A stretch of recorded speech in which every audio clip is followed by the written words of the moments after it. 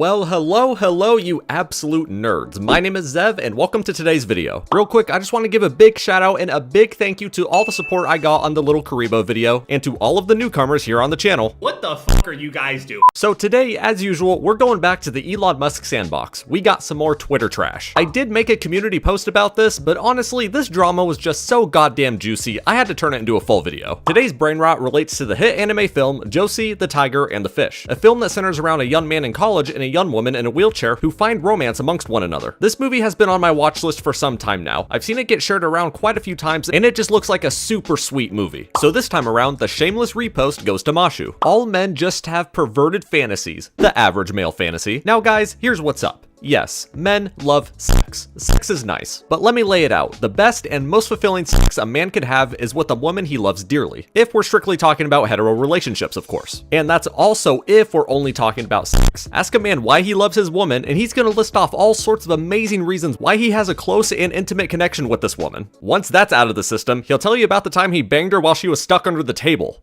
Yeah, that's a true story.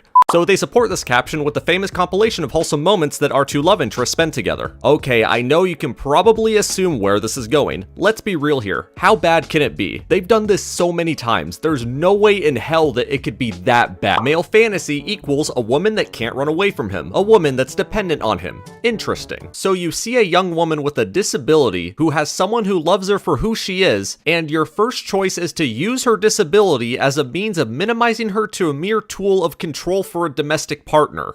That's sad, dude. You show this as fantasy because it's not true for the majority of men who participate in abuse of disabled people. Yeah, don't pretend for a second that you go outside enough to ever see a disabled person, let alone one in a relationship. You people never cease to surprise me with how sad and just so deprived of positive influence you people are. Oh look, a happy relationship between two people who love each other.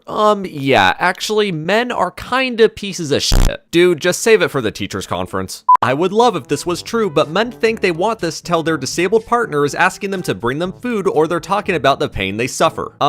Straight man in a relationship here. I've had plenty of opportunities to nurse my partner back to health when she was sick, and that's one of the greatest joys I've had in life. Yes, not everyone is fit to take care of someone who has a major disability, but what I'm asking for here is save that energy for when you actually see it, not from a less than 2-minute anime clip. And I hate that I have to keep saying this, but hello, a mentally disabled person here. My partner takes care of me as well, just fine. I'm fine. If you're so quick to go to such a cynical outlook on relationships, I can only imagine that you might be the very person you're speaking out against. Would you have the patience to deal with a disabled partner? Why do you think simply asking for food is such a chore for someone? Nah, this is a creepy fantasy. You just want someone who can't leave. Ooh, so please tell me, what movies are you watching with a projector that big? But in reality, the man usually leaves when his partner becomes disabled. Weird, since most men abandon their disabled and chronically ill spouses. This claim most likely refers to a widely cited 2015 study suggesting that men are more likely to leave their disabled or chronically ill spouses. This was retracted due to a coding error that invalidated its conclusions. Don't believe everything you see online, people. You don't always know the context behind it. Again, why are you people taking such a wholesome anime and using it as a weapon against men? Why?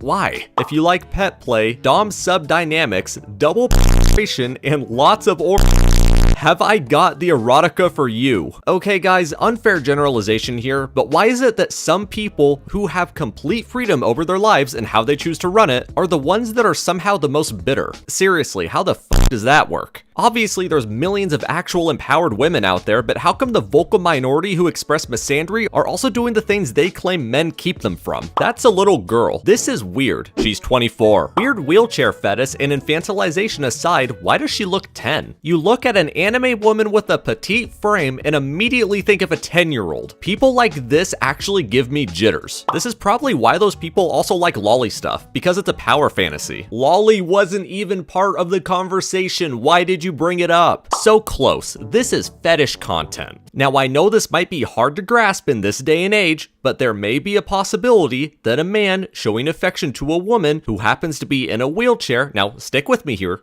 is doing so because he, now hear me out, cares for that person? This is not the reality for most disabled people. If anything, the opposite. 31, disabled. Look, I'm sorry that you have to live with disabling traits, and if you've had unfortunate experiences that have left you with negative outlooks, then I genuinely hope you can find peace with them. But please, can people stop using their bad experiences to speak for everyone? Just because you've had a run-in with bad people doesn't mean everyone else will do the same. I don't really think taking care of a disabled girl is the average male fantasy, if only world was such a kind place. It's not about the damn chair, it's about loving someone for who they are. Men will fantasize over this but dump a girl for having depression. 26, bumbling schizophrenic.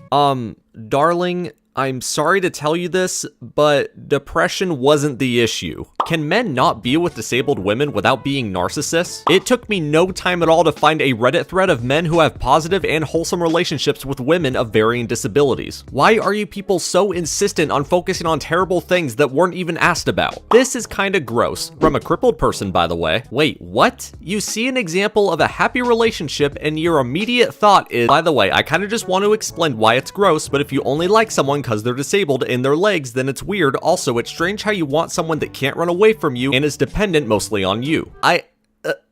I was ready to be grateful for that clarification, but I think my original assumption would have been preferred. Well, you all will be happy to know that the majority of the response to this post has been positive and outspoken about the morons who are trying to make everyone feel as bad as they do. I know this all stemmed from an anime, but come on people. Not everyone is equipped to take care of someone who is disabled, but there are so many examples of people who are happily taking care of their partners in unfortunate situations. It's not all that big of a rarity. If you really want to insist on hating men so much, can you at least save it for when an actual man is being a piece of shit?